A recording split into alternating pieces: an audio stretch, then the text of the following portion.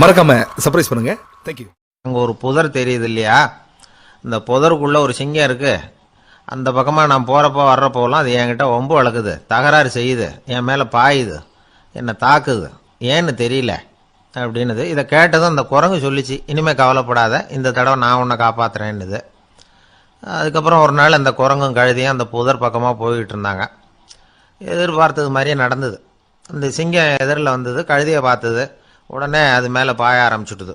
அவ்வளவுதான். உடனே இந்த குரங்கு என்ன பண்ணிச்சு தெரியுமா, கிடுகிடுன்னு ஒரு மரத்து மேலே ஏறி உட்காந்துக்கிட்டுது. அங்கே உட்காந்துக்கிட்டு கீழே அந்த கழுதியும் சிங்கமும் போடுற சண்டையை வேடிக்கை பார்க்க ஆரம்பிச்சுட்டுது. கொஞ்ச நேரம் கழித்து அடிபட்ட காயத்தோடு அந்த கழுதை மெதுவாக நடந்து வந்தது. குரங்கும் மெல்ல மரத்தை விட்டு கீழே இறங்குச்சு. இப்போ கழுதை கேட்டுது, என்னை காப்பாத்துறேன்னு சொல்லிவிட்டு காலை வாரி விட்டுட்டியே, நீ பாட்டுக்கு மரத்து மேலே ஏறி உட்காந்துக்கிட்டே, அது நியாயமானது. குரங்கு பரிதாபமாக அதை பார்த்துது. நான் மரத்து மேலே இருந்து நீங்கள் 2 பேரும் சண்டை போட்டதை பார்த்துக்கிட்டு தான் இருந்தேன். உன்னோட சத்தம் தான் அதிகமாக இருந்தது, அது நீ சிரிக்கிற மாதிரி எனக்கு கேட்டுது, அதனால் நீ தான் ஜெயிச்சுக்கிட்டு இருக்க போல இருக்கு அப்படின்னு நினச்சுட்டேன்னுது. இன்றைக்கி பல பேர் இப்படி தான் இருக்கிறாங்களாம். யார் ஜெயிக்கிறாங்க யார் தோக்குறாங்கங்கிறத முகத்தை பார்த்து கூட கண்டுபிடிக்க முடியறதில்ல, பேசுகிற பேச்சை வச்சு கூட கண்டுபிடிக்க முடியறதில்ல. தோற்கிறவங்க கூட சிரிக்கிற மாதிரி முகத்தை வச்சுக்கிறான். இன்றைய மனிதர்கள்கிட்ட ஏகப்பட்ட முரண்பாடுகள். பொய் முகங்களோட உலவுகிறவர்கள் தான் அதிகம். உண்மை முகம் எங்கே இருக்குது அப்படிங்கிறத புரிஞ்சுக்கிட்டு நண்பர்களை தேர்ந்தெடுக்கணும் அப்படிங்கிறது ஒரு முக்கியமான கருத்து. கடவுள் இந்த உலகத்தை படைச்சுட்டு அதுக்கப்புறமும் கொஞ்ச நாள் இங்கேயே தங்கியிருந்தாராம். அப்போ தான் அவருக்கு ஒரு உண்மை புரிஞ்சுதான், இந்த உலகத்தில் தங்கி இருக்கிறது எவ்வளவு இடைஞ்சல்னு. தினமும் மனிதர்கள் தேடி வந்து ஏதாவது புகார் சொல்லிக்கிட்டே இருந்தாங்களாம். எனக்கு அது வேணும் இது வேணும்னு கேட்டுக்கிட்டே இருந்தாங்களாம். சில பேர் வந்தாங்க, நாங்கள் வந்து விவசாயம் பண்ணுறோம், தண்ணி இல்லாமல் பயிர் காயுது, எங்களுக்கு மழை வேணும் அப்படின்னாங்க. அவங்க போனதும் அதுக்கப்புறம் சில பேர் வந்தாங்க, நாங்கள் வந்து மண்பானை செய்கிறவங்க, நிறைய பானை செஞ்சு வச்சுருக்குறோம், மழை பெஞ்சால் எல்லாம் கரைஞ்சி வீணாக போயிடும், அதனால் இன்றைக்கி மழை பெய்யக்கூடாதுன்னாங்க. கடவுள் பார்த்தார், அவருக்கு என்ன பண்ணுறதுன்னே தெரியல, ஏகப்பட்ட குழப்பம், தலையை பிச்சுக்கலாம் போல் இருந்தது, கிட்டத்தட்ட பைத்தியம் பிடிக்கிற அளவுக்கு ஆயிட்டுது. எல்லாருடைய ஆசைகளையும் அவரால் நிறைவேற்ற முடியல, ஏன்னா ஒன்றுக்கு ஒன்று முரண்பாடாக இருந்தது. ஒரு நாள் தன்னுடைய அமைச்சரவையை கூட்டி ஆலோசனை கேட்டார், என்ன செய்யலாம்னு சொல்லுங்கன்னார். இது என்ன பிரமாதம், பேசாமல் இமயமலை அடிவாரத்தில் போய் உட்காந்துங்க, யாரும் தொந்தரவு பண்ண மாட்டாங்கன்னாங்க. அங்கேயும் மனிதர்கள் வர ஆரம்பிச்சுருவாங்களேன்னார் கடவுள். சரி அப்படின்னா சந்திரனில் போயிருந்துக்கலாமேன்னாங்க. அங்கேயும் மனுஷன் குடி வர போகிறான் அப்படின்னார் கடவுள். வெகு தூரத்துக்கு அப்பால் உள்ள நட்சத்திர மண்டலத்துக்கு போயிடலான்னாங்க. இதெல்லாம் நிரந்தர தீர்வாகாது, நிரந்தரமாக இந்த மனிதனுடைய தொல்லையிலேருந்து நான் விடுபடணும், அதுக்கு ஏதாவது வழி சொல்லுங்கன்னார் கடவுள். ஒரு வயசான ஆள் வந்தார். கடவுளுக்கு காதோட காதாக ஒரு வழியை சொன்னார். கடவுளுக்கு முகம் மலர்ந்தது. அதுதான் சரி, அப்படியே செஞ்சுடலான்னார். அந்த ஆள் சொன்ன ரகசியம் என்ன தெரியுமா, மனிதனால் அடைய முடியாத ஒரு இடம் இருக்குது, அது வேற எங்கேயும் இல்லை, அவனுக்கு உள்ளே இருக்குது, அங்கே போய் மறைஞ்சுங்க, அதுக்கப்புறம் மனிதர்களால் உங்களுக்கு தொந்தரவு இருக்காதுன்னார். மனிதன் நினைக்காத இடம் அதுதான். அதாவது உள்ளுக்குள்ளே இருக்கிற உண்மையை புரிஞ்சிக்காம வெளியில் எங்கேயோ அது இருக்கிறதாக நினச்சி வரட்டிக்கிட்டு அலையிறான் மனுஷன். உள்ளே இருக்கிற உண்மை புரிஞ்சா நாம் தன்னம்பிக்கையோட தலை நிமிர்ந்து வாழலாம். வேடிக்கையாக ஒரு கதை சொல்லுவாங்க, இதை பாருங்கள், நம்ம பையன் எங்கே பணம் வச்சாலும் எடுத்து விட்றான், என்ன பண்ணுறதுன்னாங்க அம்மா. அப்பா கொஞ்சம் நேரம் யோசனை பண்ணார். அதுக்கப்புறம் சொன்னார், அவன் கண்ணில் படாத இடமா, நம்ம வீட்டில் இருக்கிறது ஒரே இடம்தான், அங்கே பணத்தை வை திருட்டு போவாதுன்னார். அது எந்த இடம்னு கேட்டாங்க. அதுதான் அவன் பாட புஸ்தகம், அதில் வச்சிரு, அவன் தொடவே மாட்டான், பாட புத்தகத்தை தொடாமல் பரீட்சையில் வெற்றி பெற முடியாது அப்படிங்கிறத புரிஞ்சுக்கணும். உள்ளே இருக்கிற உண்மையை தொடாமல் வாழ்க்கையில் வெற்றி பெற முடியாது. அதனால் உண்மையை புரிஞ்சுக்கிட்டா வாழ்க்கையில் வெற்றி நிச்சயம். கத்தியை தீட்டாதே புத்தியை தீட்டு அப்படின்னு ஒரு பெரியவர் புத்தி சொன்னார். அதை கேட்ட ஒரு இளைஞன், அது எப்படி பெரியவரை புத்தியை தீட்டுறது, கத்தியை தீட்டுன்னு சொன்னால் ஒரு கருங்கல்லில் கத்தியை தேய்க்கலாம், புத்தியை தீட்டுன்னு சொன்னால் எப்படி தலையை கொண்டுட்டு போய் தரையில் தேய்ச்சிக்கிட்டு இருக்க முடியுமா அப்படின்னா. அந்த பெரியவர் உடனே புரிஞ்சுக்கிட்டார், இந்த இளைஞனுக்கு புத்தி கூர்மை கம்மி அப்படிங்கிறத புரிஞ்சுக்கிட்டார். அது சரி, அறிவுக்கும் புத்திசாலித்தனத்துக்கும் என்ன வித்தியாசம், இது ஒரு முக்கியமான கேள்வி. அறிவுன்னா என்ன, புத்திசாலித்தனம்னா என்ன? இதே கேள்வியை சாக்ரட்டிஸ் கிட்ட அவருடைய சீடன் ஒருத்தன் கேட்டானான். ஐயா, அறிவுக்கும் புத்திசாலித்தனத்துக்கும் என்னங்க வித்தியாசம் அப்படின்னு கேட்டிருக்கான். சாக்ரட்டிஸ் நிமிர்ந்து பார்த்துருக்கிறார் அந்த சீடனை. அதுக்கப்புறம் சொன்னாராம், நான் சொல்கிறேன் உன்னுடைய கேள்விக்கு பதில், ஆனால் அதுக்கு முன்னாடி நீ ஒரு காரியம் பண்ணணும்னாரான். என்னங்க செய்யணும் சொல்லுங்கன்னு இருக்கான். அதோ பாரு, ஒரு பெரியவர் உட்காந்துருக்கிறாரு, அவர்கிட்ட போ, இங்கேருந்து பக்கத்தில் இருக்கிற அந்த கிராமத்துக்கு போய் சேர எவ்வளவு நேரம் ஆகும் அப்படின்னு கேட்டுட்டு வா அப்படி சொன்னார் சாக்ரட்டிஸ். சரின்னு சொல்லிவிட்டு இவன் போனான். அந்த பெரியவர் முன்னாடி போய் நின்னான். ஏங்க பெரியவரை, இங்கேருந்து அதோ தெரியுத அந்த கிராமத்துக்கு போய் சேர்றதுக்கு எவ்வளவு நேரம் ஆகும் அப்படின்னு கேட்டான். பெரியவர் நிமிர்ந்து பார்த்தார். ஆனால் பதில் எதுவும் சொல்லலை. இவன் மறுபடியும் ஒரு தடவை அதே கேள்வியை அவர்கிட்ட கேட்டான். என்னங்க, நான் கேட்குறது உங்கள் காதில் விழுதா? அந்த கிராமத்துக்கு போய் சேர்றதுக்கு எவ்வளோ நேரம் ஆகும் அப்படின்னு சொல்லி மறுபடியும் கேட்டான். அப்பவும் அவர் பதில் சொல்லலை. உடனே அவன் மனசுக்குள்ளே முடிவு பண்ணிக்கிட்டான். சரி, பெரியவர் ஒரு மாதிரியாக தெரிகிறார், புத்தி சுவாதீனம் சரியில்லாத ஒரு மாதிரி தெரியுது அப்படின்னு நினச்சிக்கிட்டே வந்த வழியிலே திரும்பி வந்துட்டான். கொஞ்சம் தூரம் நடந்திருப்பான். இப்போ அந்த பெரியவர் மறுபடியும் கூப்பிட்டார். இளைஞனே இப்படி வாழ்னார். இவனுக்கு ஒன்றும் புரியல. மறுபடியும் திரும்பி நடந்தான். அவர் முன்னாடி போய் நின்னான். பெரியவர் சொன்னார், தம்பி, இங்கேருந்து அந்த கிராமத்துக்கு போய் சேர்றதுக்கு 5 நிமிஷம் ஆகும் அப்படின்னார். இப்போ அந்த இளைஞன் அந்த முதியவரை ஒரு மாதிரியாக பார்க்க ஆரம்பித்தான். அதுக்கப்புறம் கொஞ்சம் யோசித்தான்.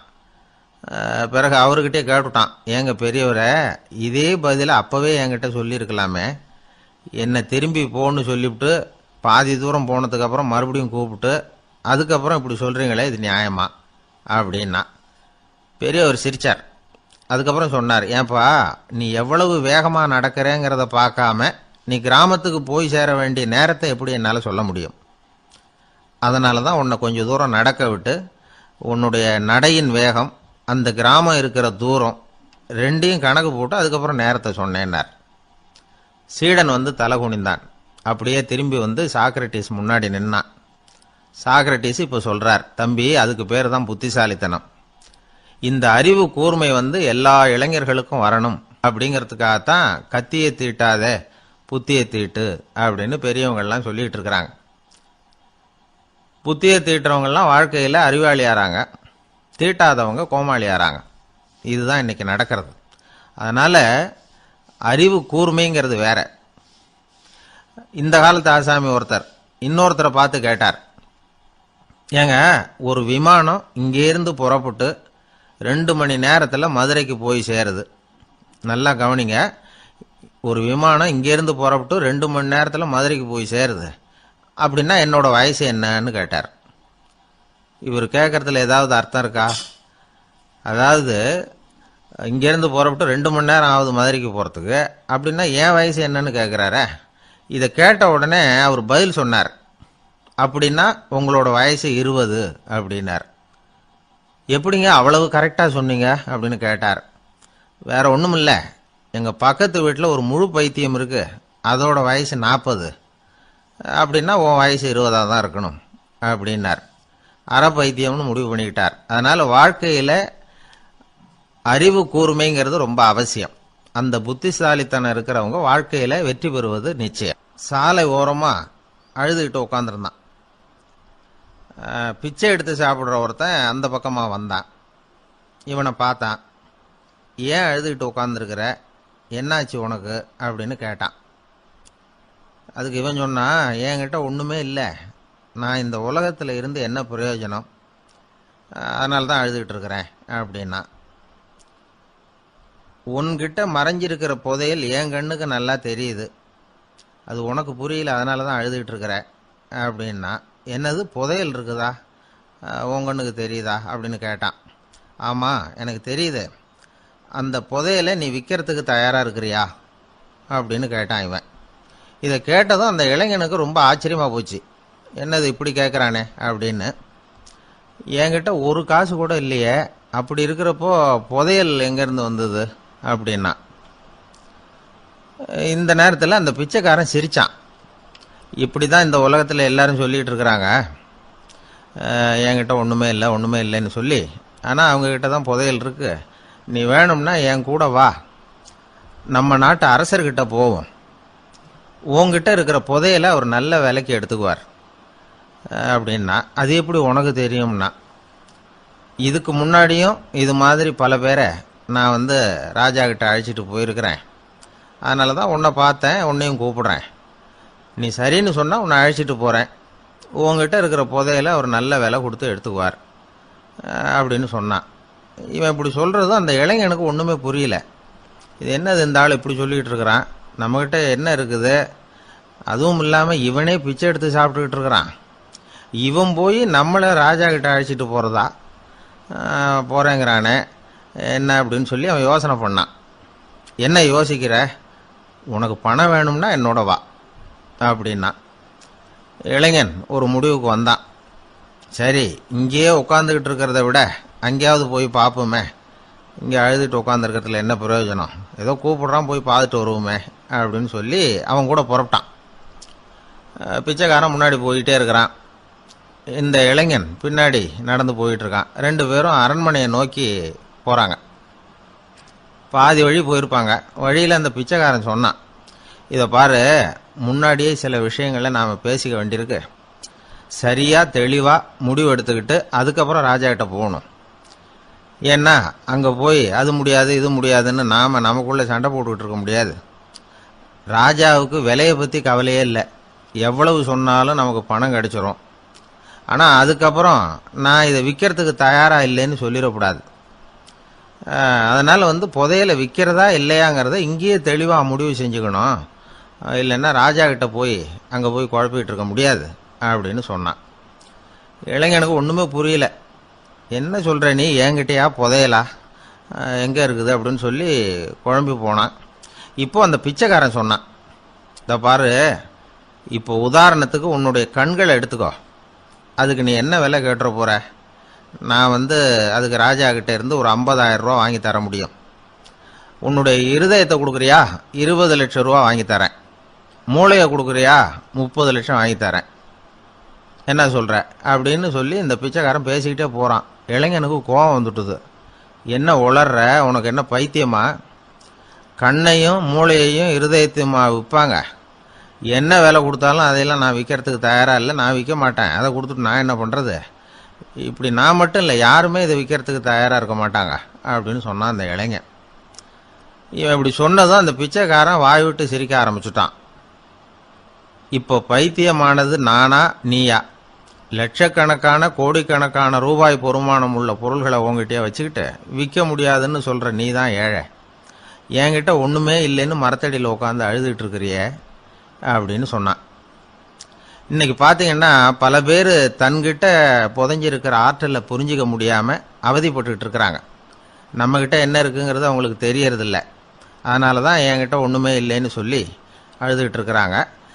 இதை விளங்க வைக்கிறதுக்கு பெரியவங்க சொல்கிற கதை இது. நம்மக்கிட்ட இருக்கிற புதையலை நாம் தான் தோண்டி எடுக்கணும்.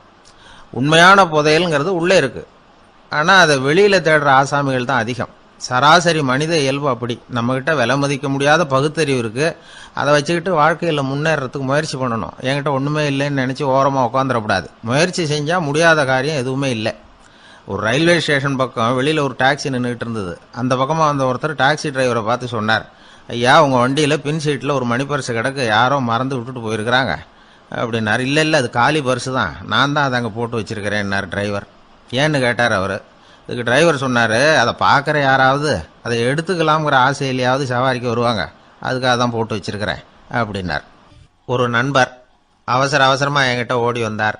அப்புறம் சொன்னார், என்னால் நம்பவே முடியல சார், என் பையனா இப்படி அப்படின்னு சொல்லி ஆச்சரியப்பட்டார். உங்கள் பையன் அப்படி என்ன தான் செஞ்சுட்டான்னு கேட்டேன். என்னால் முடியாத ஒரு காரியத்தை அவன் சுலபமாக செஞ்சுட்டான் சார் அப்படின்னார். அது என்ன, உங்களால் முடியாத காரியத்தை அவன் செஞ்சுட்டாங்கிறீங்க, அது என்ன காரியம்னு தான் சொல்லுங்களேன். என்ன 5ஆம் வகுப்பில் அவன் ஒரே தடவையில் பாஸ் ஆகிட்டான் சார், அதாவது ஒரே அட்டம்ப்டில் பாஸ் ஆகிருக்கிறான் அப்படின்னார். மூச்சு வாங்க. கஷ்டப்பட்டு பரீட்சை எழுதினவன் அவன், இவருக்கு மூச்சு வாங்குது. நம்மால் செய்ய முடியாத ஒரு காரியத்தை இன்னொருத்தர் செய்யும்போது அது நமக்கு ஆச்சரியமாக தெரியுது. இப்போ சர்க்கஸ் பார்க்குறோம், அங்கே ஒருத்தர் அந்த இடத்துல தொங்குறார். அதை பார்க்குறப்போ அது நமக்கு ஆச்சரியமாக தெரியுது. ஏன்னா அது மாதிரி அந்த இடத்துல தொங்குறதுங்கிறது நம்மால் முடியாத காரியம். நம்மால் முடியாத ஒன்றை அடுத்த ஒருத்தர் ரொம்ப சுலபமாக செய்கிறப்போ நாம் மருள்வது இயற்கை. இதைத்தான் தொல்காப்பியம் மருட்கை அப்படின்னு சொல்லுது. இந்த வியப்பு இருக்குதே, இது 4 வகையில் ஏற்படுதான். அதையும் தொல்காப்பியம் தான் சொல்லுது. அது என்ன 4 வகை அப்படின்னா, முதல் வகை எப்படின்னா புதுமையான அரிய செயல்களை செய்வது. 2வது வகை என்னன்னா பெரிய செயல்களை செய்யறது. 3வது வகை எப்படின்னா மிக நுட்பமான செயல்களை செய்யறது. 4வது வகை ஆக்கம் தரும் செயல்களை செய்யறது. புதுமை, பெருமை, சிறுமை, ஆக்கமோடு மதினம் சாலா மருட்கை நான்கே அப்படிங்கிறது தொல்காப்பியம். இன்னைக்கு விஞ்ஞானம் புதுசா எதையோ கண்டுபிடிச்சிக்கிட்டு இருக்குது. அந்த கண்டுபிடிப்புகளை எல்லாம் பார்க்குறப்போ ஆரம்பத்தில் ஆச்சரியமா இருக்கு, அதுக்கப்புறம் நமக்கு பழகி போடுது. இப்போ வானொலி பெட்டி புதுசாக வந்தப்போ அதை சுற்றி எவ்வளவு கும்பல், ஒரு பெட்டி பேசுது அப்படிங்கிறது எவ்வளவு வியப்புக்குரிய விஷயம். இப்போ யாரும் வானொலி பெட்டியை ரொம்ப ஆச்சரியத்தோடு பார்க்கறது இல்லை. வச்சிருந்தா தான் ஆச்சரியமாக பார்ப்பாங்க சில பேர், இந்த காலத்தில் எப்படி வச்சிருக்கிறாரேன்னு சொல்லி. மாறா அதை அலட்சியமாகவும் பார்க்க ஆரம்பிச்சுட்டாங்க.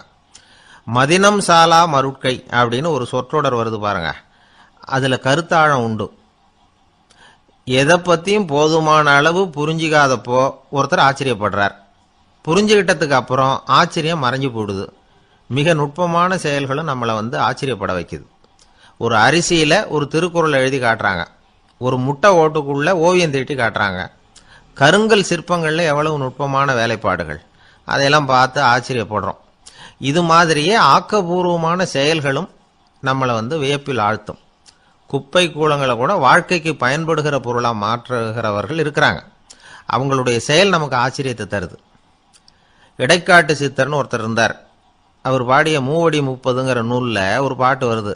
ஆற்றல் பிறர் அறிதலின் ஆகம் கிளர்வு உறுதலின் கற்று அறிபாணர் கெழுமிய கோடலின் தோற்றம் உருகவே போற்றல் சால் வியப்பே.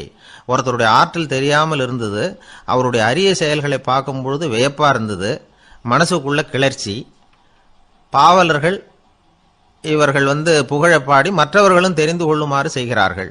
ஆக எல்லா வகையிலுமே மக்கள் தங்களுடைய வாழ்க்கையில முன்னேறுவதற்கு வழிகாட்டுகிற ஒரு மெய்ப்பாடு தான் வியப்புங்கிறது. இன்னைக்கு இளைஞர்கள் இதை நல்லா புரிஞ்சுக்கணும். ஆச்சரியப்படுங்கள், ஆச்சரியப்பட வைப்பீர்கள்.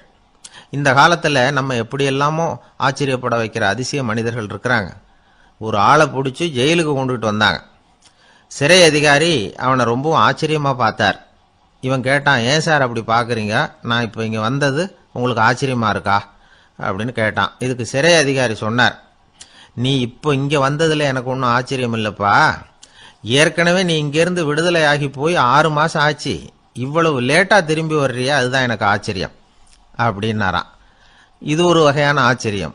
ஆனால் வாழ்க்கையில் வியப்புங்கிறது ஒரு தேவைப்படுகிற மெய்ப்பாடு. ஆச்சரியப்படுவோம், ஆச்சரியப்பட வைப்போம். அப்படி இந்த உண்மையை புரிந்து கொண்டோம்னா நம்ம வாழ்க்கையில வெற்றி நிச்சயம். ஒரு சின்ன பையன் என்னை தேடிட்டு ஓடி வந்தான். ஒரு கதை சொல்லுங்கன்னா, சொந்தமா எதுவும் தெரியாதேன்னு. உங்களுக்கு சொந்தமா எதுவும் தெரியாதுன்னு எனக்கும் தெரியும் அப்படின்னா. இந்த பையன் அடிக்கடி என்கிட்ட கதை கேட்கிறவன், அதனால என்னோட ரகசியம்லாம் அவனுக்கு அத்துப்படி. அதனால தான் அவ்வளவு தெளிவாக அடிச்சு விடுறான். சரி, இப்போ என்ன செய்யலாம்னு. பழைய கதை ஏதாவது ஒன்று சொல்லுங்களேன்னா. உனக்கு கிருஷ்ணதேவராயரை தெரியுமான்னு. அவர்கிட்ட நேரில் பழக்கம் இல்லை, ஆனால் அவரை பற்றி புஸ்தகத்தில் படிச்சிருக்கேன்னா. சரி, இவங்கிட்ட மேற்கொண்டு பேச்சு கொடுத்தா நம்மளை ஒரு மாதிரி ஆக்கி விடுவான் அப்படிங்கிறத யூகம் பண்ணிக்கிட்டு அவனை உட்கார வச்சு கடைசி வரைக்கும் குறுக்க பேசக்கூடாது அப்படின்னு ஒரு கண்டிஷனையும் போட்டுட்டு அந்த கதையை சொன்னேன். ஒரு சமயம் கிருஷ்ணதேவராயர் சமஸ்தானத்துக்கு ஒரு பெரிய வித்வான் சேர்ந்தாராம். என்னோட போட்டி போடுறதுக்கு இந்த ஊரில் யாராவது இருக்கீங்களா அப்படின்னு சவால் விட்டாராம். அந்த ஊரில் இருந்த பெரிய பெரிய வித்வான்லாம் இது ஏதுனா வம்பா போச்சுன்னு நினைக்க ஆரம்பிச்சிட்டாங்க. யாரும் அந்த ஆளோட போட்டி போடுறதுக்கு தயாராக இல்லை. எல்லாரும் நடுங்கிக்கிட்டு இருக்கிறாங்க. அந்த நேரத்தில் ஒருத்தன் மட்டும் தைரியமாக முன்னுக்கு வந்தான். அது யாருன்னா தெனாலிராமன். அந்த சமஸ்தானத்தில் விகட கவி அவன். என்ன அனுப்புங்க போட்டிக்கு, நான் ஜெயிச்சு காட்டுறேன்னா. உனக்கு அவ்வளவு தைரியம் இருக்குதா அப்படின்னு கேட்டாங்க. தைரியம் மட்டும்தான் என்கிட்ட இருக்குது, ஆனால் தைரியம் இருந்தால் அதிர்ஷ்டம் தேடிட்டு வருங்கிறது எனக்கு தெரியும் அப்படின்னா. அடுத்த நாள் போட்டி ஆரம்பமாச்சு. அந்த பெரிய வித்வான் நின்னார். தெனாலிராமன் எதிரில் நின்னான். அந்த வித்வான் ஒரு விரலை காட்டினார். தெனாலிராமன் பதிலுக்கு 2 விரலை காட்டினான். வித்வான் 3 விரலை காட்டினார். இவன் உடனே 4 விரலை காட்டினான். உடனே 5 விரலை காட்டினார் அவர். தெனாலிராமன் உடனே தன்னுடைய கை முஷ்டியை காட்டினான், கையை மூடி காட்டினான். அவ்வளோதான். அந்த பெரிய வித்வான் கிருஷ்ணதேவராயர் காலில் விழுந்தார். நான் தோத்துட்டேன், என் தோல்வியை ஒத்துக்கிறேன் அப்படின்னு சொல்லிவிட்டார். கிருஷ்ணதேவராயர் அவரை தனியாக அழைச்சிட்டு போய் என்ன நடந்ததுன்னு விசாரிச்சார். அந்த வித்வான் விளக்கம் கொடுத்தார். ஆண்டவன் ஒருவன் தான் உண்டுங்கிறத விளக்கறதுக்காக நான் ஒரு விரலை காட்டினேன், அப்படி இல்லை, சக்தியை சேர்த்தா சக்தி சிவன் 2 பேர் உண்டுன்னு உங்க வித்வான் 2 விரல காட்டினார். மூர்த்திகள் 3 பேருங்கிறதுக்காக நான் 3 விரல காட்டினேன். வேதங்கள் 4ன்னு சொல்லி அவர் 4 விரல காட்டினார். பஞ்சபூதங்கள் 5ன்னு நான் 5 விரல காட்டினேன். அதையெல்லாம் அடக்கி ஆளணும்னு சொல்லி அவர் கையை மூடி உறுதியா காட்டினார். அடடா, உங்க வித்வானுக்கு எப்பேற்பட்ட அறிவு! அவர் தான் ஜெயிச்சார், நான் தோத்துட்டேன் அப்படின்னார் அவர். அப்படி சொல்லிவிட்டு அவர் போயிட்டார். அதுக்கப்புறம் தெனாலிராமனை கூப்பிட்டு என்னப்பா நடந்தது அப்படின்னு கேட்டாராம். அதுக்கு தெனாலிராமன் விளக்கம் கொடுத்துருக்குறான். அவன் முதல்ல என்ன கொன்னுடுவேன்னு அந்த வித்வான் 1 விரல காட்டினான். உடனே ஒரு 2 கண்ணையும் தோண்டி போடுவேங்கிறதுக்காக நான் 2 விரல காட்டினேன். உனக்கு நாமம் போட்டுருவேன்னு சொல்லி 3 விரல காட்டினான். அதை அழிச்சிருவேன்னு 4 விரல காட்டினேன்.